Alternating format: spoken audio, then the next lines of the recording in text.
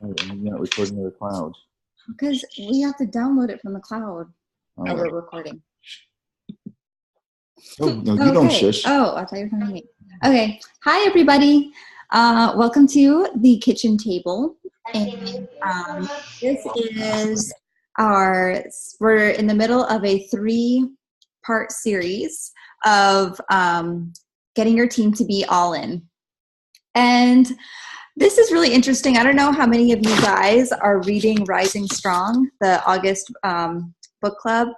So it's kind of towards the beginning, maybe like the 2nd or 3rd chapter.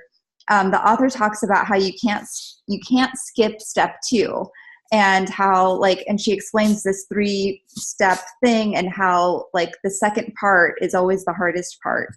And so today, when I was going through my notes and stuff of what I wanted to talk to you guys today about communication, I have a lot that I wanted to say last week about coaching, and I have a lot of what I want to say next week about caring. But the communication thing was harder for me to really dial into what I wanted to say. And I was thinking about what Brene said in the book about how it's that second step that's the hardest, and it's the hardest part to really get a grasp onto, and people want to skip that step. And obviously we can't skip the communication step, but it was just funny how that worked out, because I don't even know why communication landed as the second. But anyways, so we are doing a series right now on the 3 C's of getting your team to be all in.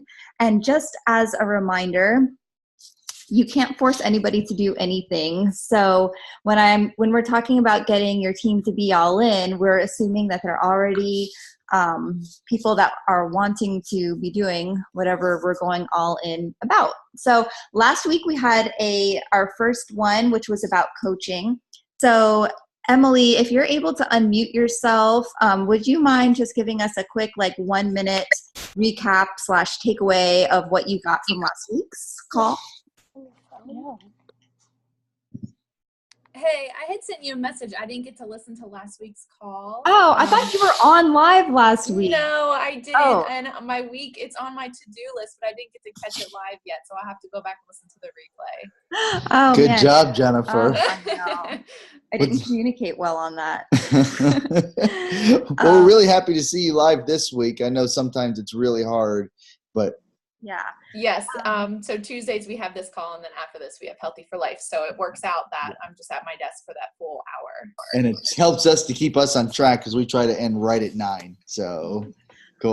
Phyllis, I know you listened to it. Can you give us a 1-minute recap from, or your favorite takeaway from last week? Last week's call? Yeah. Sorry, I just hopped on. Let's see. I took coaching. Oh my God, a week ago? I don't remember what I ate for breakfast this morning. Oh. Okay. Well, we'll do that part at the end. Okay. I didn't mean to put you on the spot. That's okay. That's okay. Random idea I had at the end. So anyways, Scoot, you're messing up my notes. So come over here. All right. So with communication, basically communication starts by having a vision that you're wanting to share with people. So it could be when you're speaking about maybe starting a challenge group, you're wanting to communicate this vision of what's possible with their health and fitness goals. And you're wanting to explain to people that they have tried all these other things that have failed them in the past, but your vision for them is that they'll be able to accomplish their goals, and they, through your help, as with you being their coach, they're going to be able to achieve these things. Or with your downline, you're wanting to share your vision of what you're going to accomplish and build with your business. So I remember when I was a brand new coach, I can just say it verbatim exactly what Scotty's vision was for his team. He right away put the vision out that he was going to be a top 10 coach, and that he was going to bring Gabby home and bring himself home, and they were going to pay off their mortgage. I knew exactly what his game plan was of what he wanted to accomplish and what was possible with the business. So people don't, that saying of facts tell, but stories sell. people will like connect with the vision of what you're going after. So communicating that vision is really like where it starts. So the first thing is that communication is what is going to build trust. So whether we're talking about building trust with customers or coaches, or even just like maybe coworkers or just other people that you're in a group with or something, that regular, consistent communication is what is going to get people to trust you. And I guess it's just one of those things where, like, if they're seeing that you're consistent, they're seeing that your message and your vision is something consistent, you're giving them something that they can believe in, and you're giving them something that they can say, all right, if Sarah's giving me this advice, I'm going to follow it because I've seen her post consistently. I've seen her share her fitness results. I've seen her share her recipes. I know I can trust what she's telling me.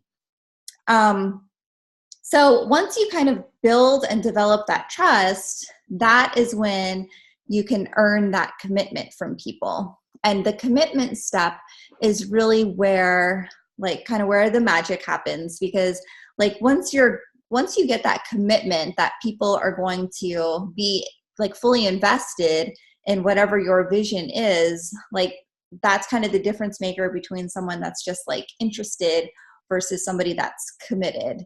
You know, that's the difference between somebody that will be in your free group versus somebody that's like, send me the link for your challenge pack, because they have built up some trust in you to know that you're going to be there for them and to know that you're not going to steer them in the wrong way.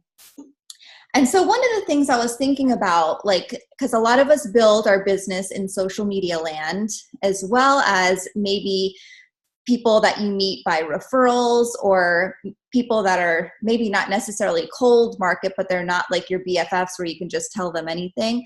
So I was just kind of thinking about, like, how do you develop that like relationship to be able to communicate and to be able to build that kind of trust factor initially, like right off the bat?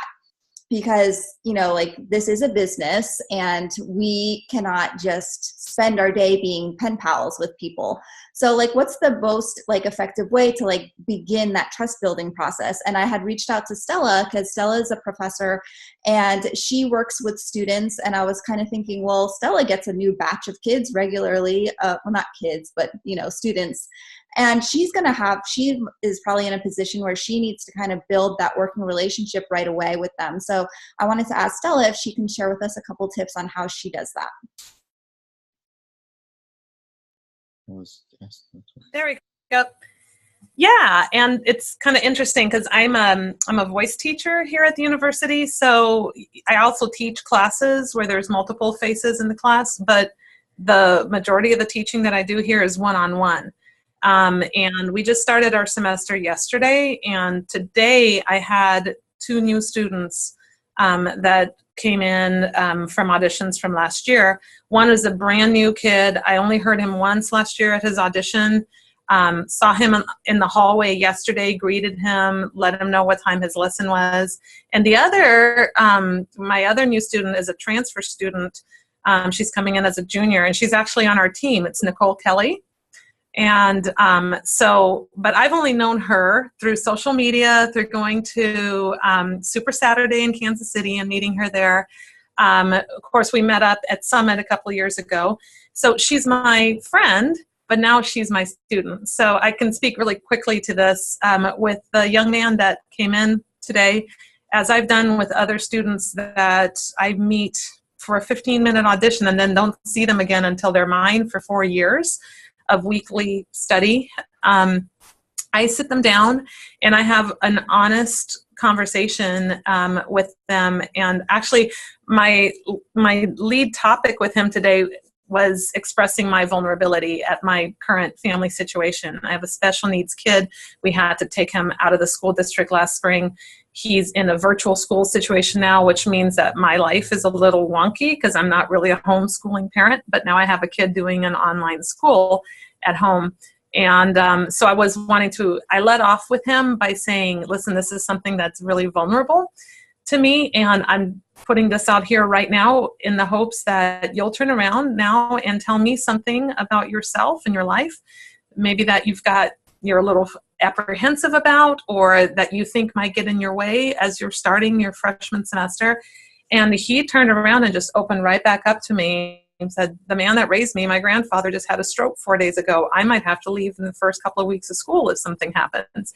And right off the bat, we had that connection, and we got that icebreaker out of the way, and then started talking about the expectations just for these first couple of weeks, what he needs to do as a student if there is a death in his family. And then we moved that aside and got to work. And I laid out a couple of expectations for just him feeling comfortable with the fact that it'll take us 6 weeks to 3 months to have a consistent sort of relationship, and to, be willing to work with me.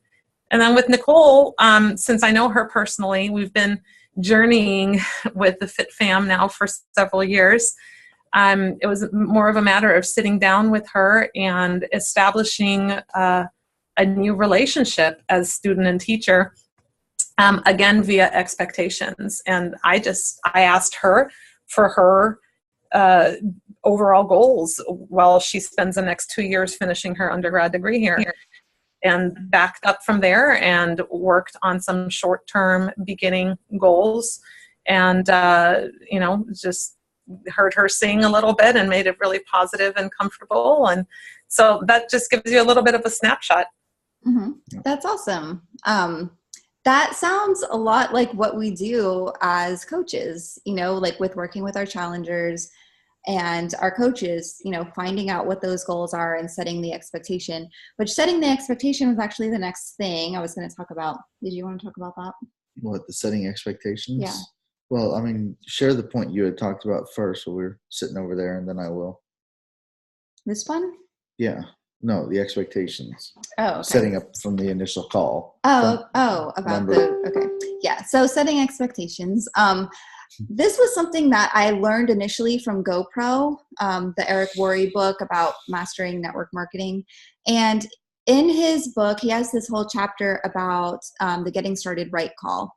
And in that section, he talks about setting expectations and letting them know, like, your time is valuable, and this is what I'm going to require from you. So, like, especially in a coaching situation where they're getting you for free, basically, like they're buying a challenge pack from Beachbody, but they're getting your mentorship for free, and that has a value. So, like, when they are starting with you, like setting that expectation of, I want you to succeed and I want this for you, but I can't do it for you. Kind of like what Jenna talked about last week with the whole fitness thing, or the fitness prep coach. And like knowing that you can't do the work for them, but you want to be there for them. This is what I expect from you. I expect you to be on our call each week. I expect you to, comment on the team page, to check in on the team page, like whatever that expectation looks like for you. And I think one of the things, like, some of us may be really good at setting that expectation with our challengers and our coaches, probably better with our challengers because we're like, hey, you need to do the workout because here's a printout of the calendar. So it's easy to say this is the expectation for that. But we have to be like diligent about communicating that expectation regularly.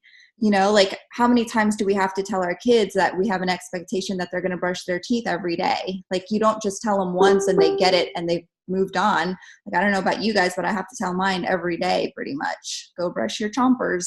Like, I have to repeat it and ingrain that as something that he knows is important and is a must do. Right. I agree. And also it sets the bar on what people, we talk about this a lot.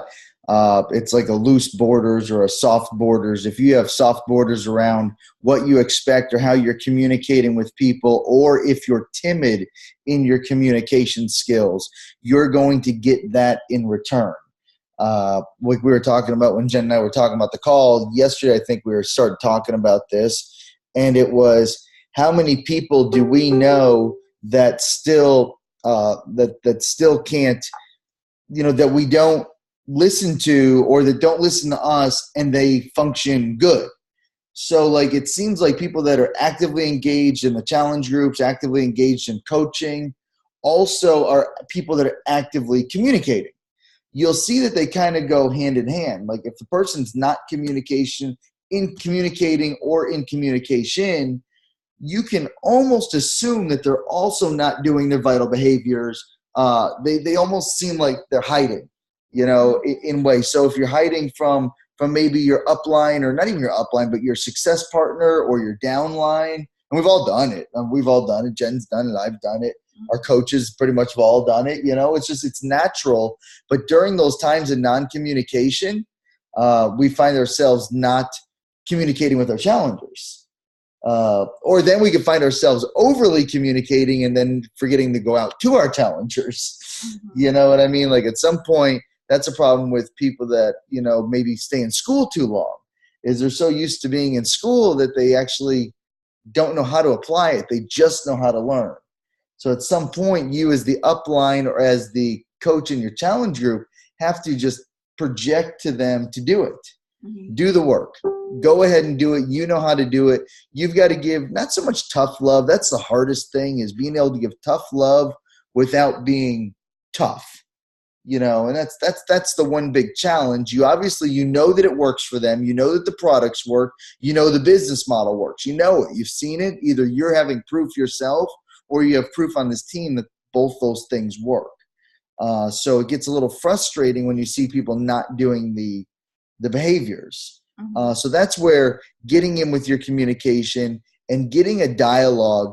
We were talking about people that have upline calls or sideline or success partner calls. I'm not talking about the hour. When we first started doing it, our calls, like with our downline, was like an hour plus a piece.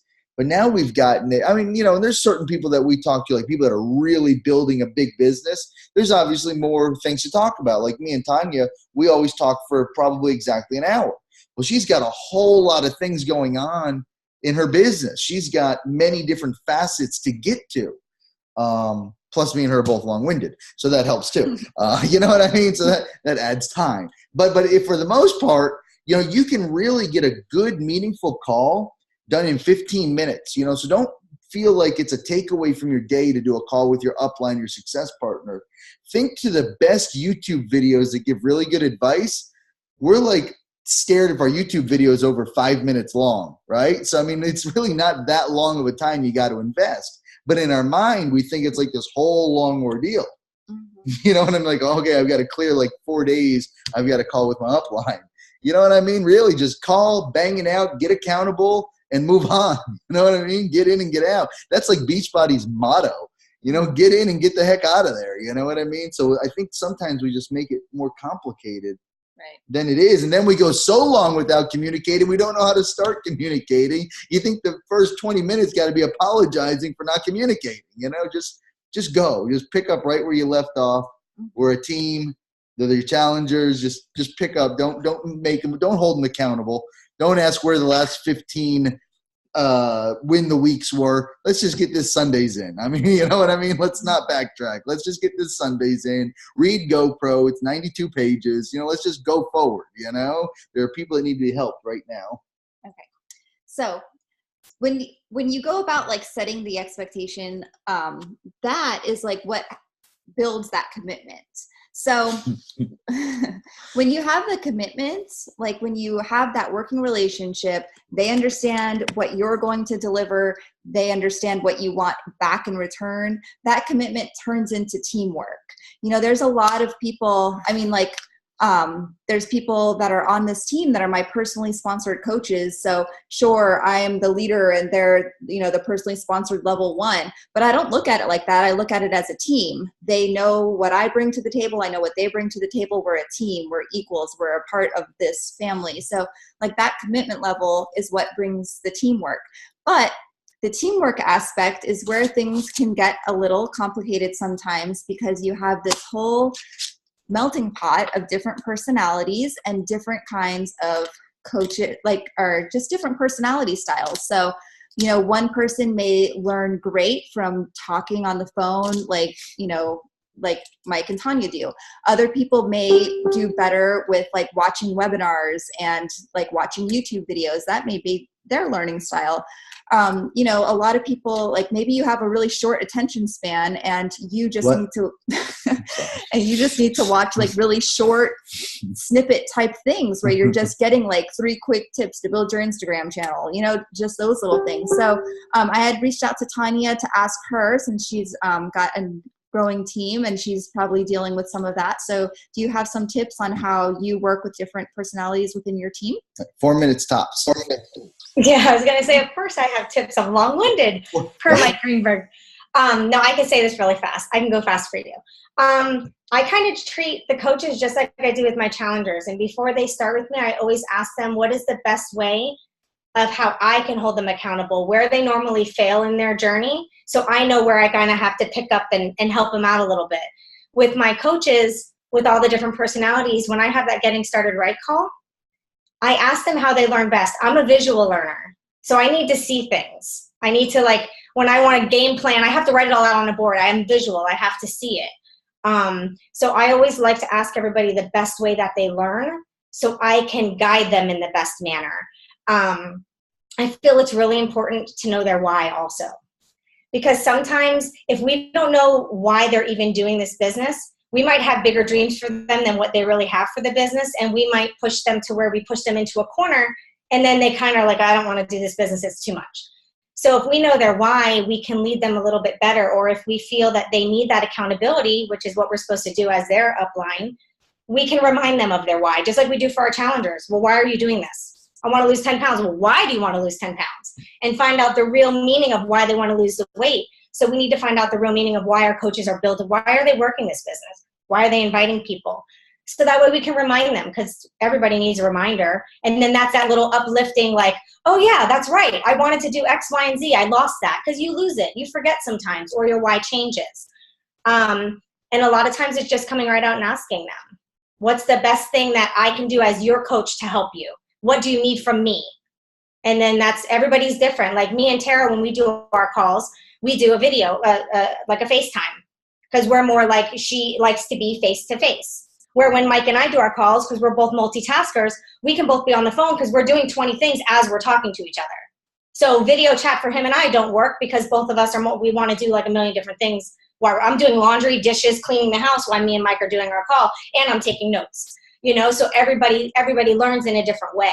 So that's just how I've been doing it with the team. Tanya likes to be on video. She's lying. Yeah, I make videos. Not that kind of video. That's really just, I feel it's just like with our challengers. We just need to know the best way to help them.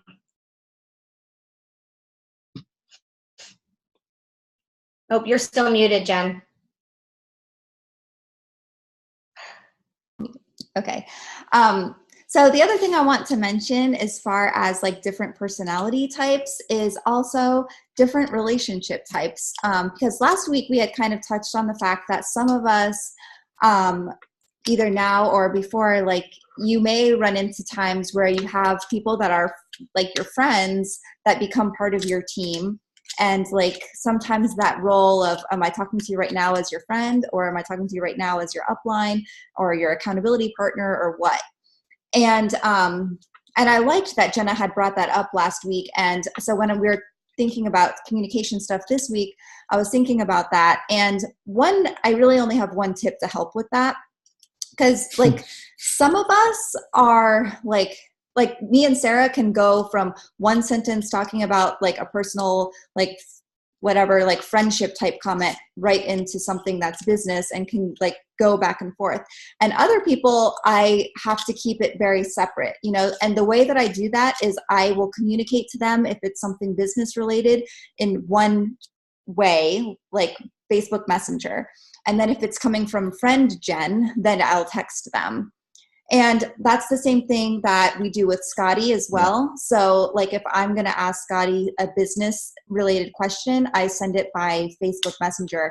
If we're talking to him about something that is friend related, like hey, we're going to be in Idaho Falls. When are we going snowboarding? Those kind of things. Then that goes by text message. And so I just wanted to put that out there as an idea for you guys. And it's pretty much like that with Tanya too. Like it's on Facebook Messenger is when I'm talking about business stuff. And then when we're talking about personal stuff, it's usually on text.